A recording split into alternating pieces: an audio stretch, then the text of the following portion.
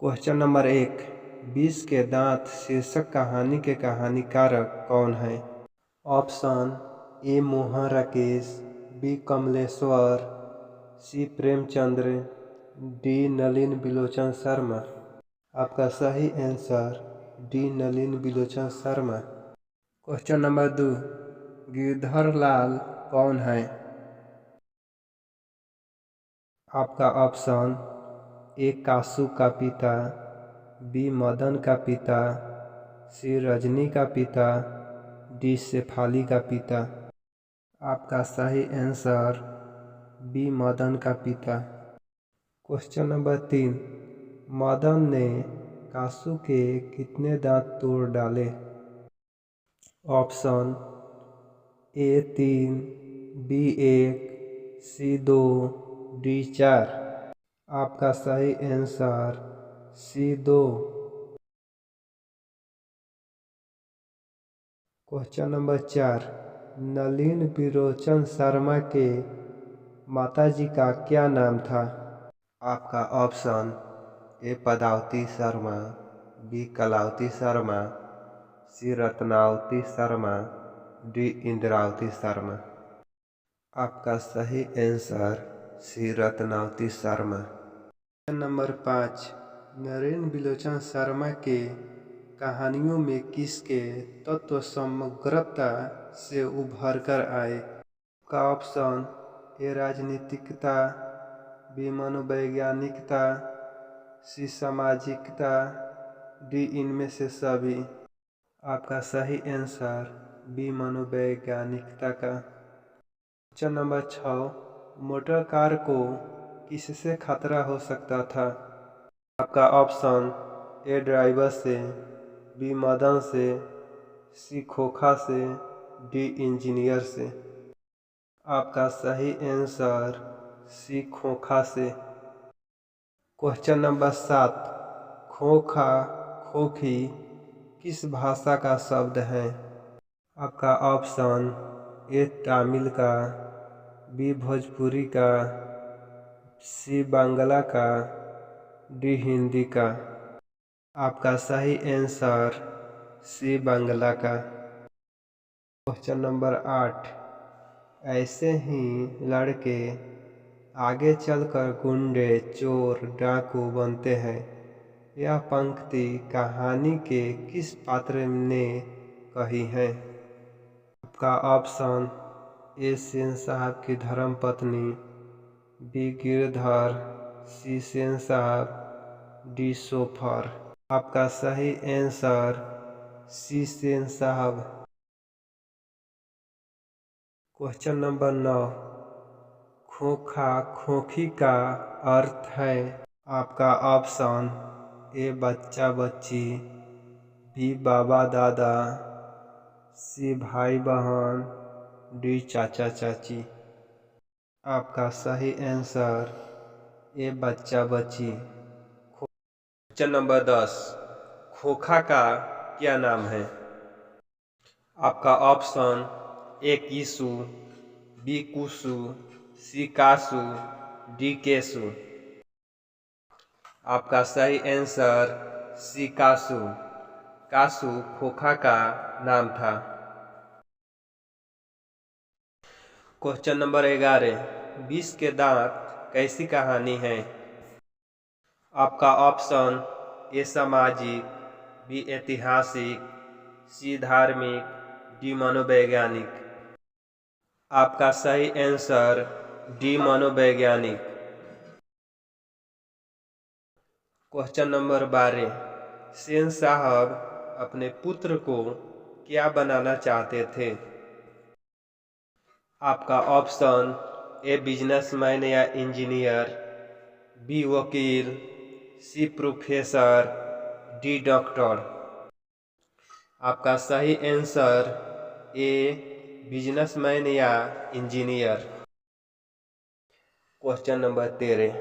मदन अक्सर किसके हाथों से पिटाता था? आपका ऑप्शन ए माता, बी सेन साहब, सी खोखा, डी पिता। आपका सही आंसर डी पिता।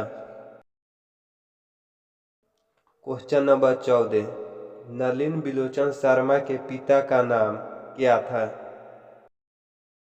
आपका option A Pandit Ramavatar Sharma, B Pandit Krishna Avatar Sharma, C Pandit Mrityunjay Sharma, D Pandit Dashavatar Sharma. आपका सही answer A Pandit Ramavatar Sharma. Question number 15, Sen साहब ने किसे खूब फटकार लगाई? आपका ऑप्शन ए गिरधर लाल को, बी खोखा को, सी मदन को, डी शेफाली को।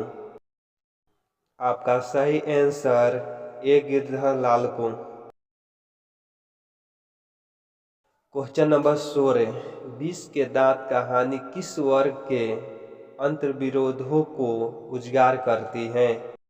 ऑप्शन ए निम्न वर्ग का, बी उच्च वर्ग का, सी मध्यम वर्ग का, डी व्यापारी वर्ग का। आपका सही आंसर सी मध्य वर्ग को।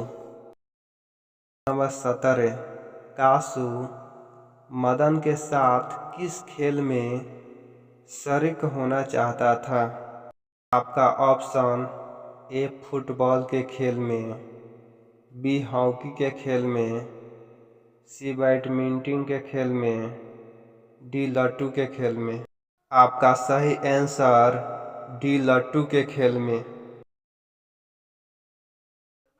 क्वेश्चन नंबर 18, सेन साहब किसके व्यंग्य से ऐंठकर रह गए?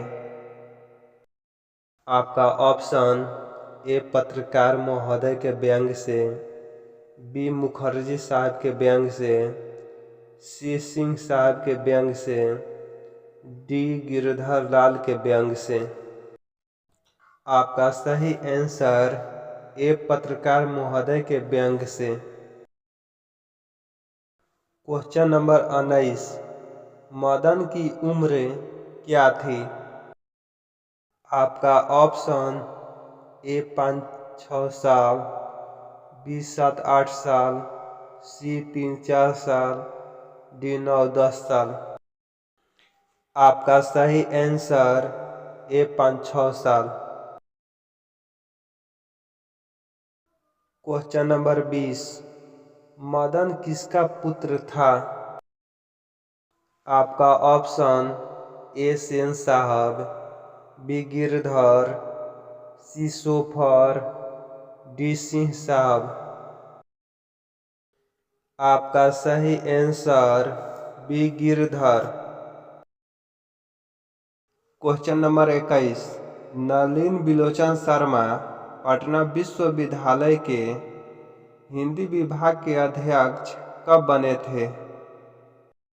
आपका ऑप्शन ए सन 1998 ईस्वी में, बी सन 1957 ईस्वी में, सी सन 1963 ईस्वी में, डी सन 1959 ईस्वी में। आपका सही आंसर डी सन 1959 ईस्वी में। क्वेश्चन नंबर 22, नलिन बिलोचन शर्मा का जन्म कब हुआ? आपका ऑप्शन ए 14 जनवरी 1915, बी 18 फरवरी 1916, सी 22 मार्च 1917, डी 24 अप्रैल 1918। आपका सही आंसर बी 18 फरवरी 1916। क्वेश्चन नंबर 23, नलिन बिलोचन शर्मा की मृत्यु कब हुई?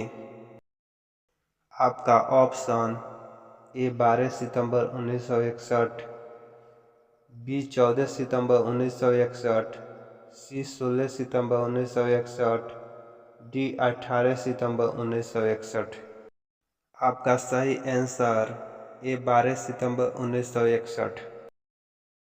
क्वेश्चन नंबर 24, नलिन बिलोचन शर्मा का जन्म कहाँ हुआ था?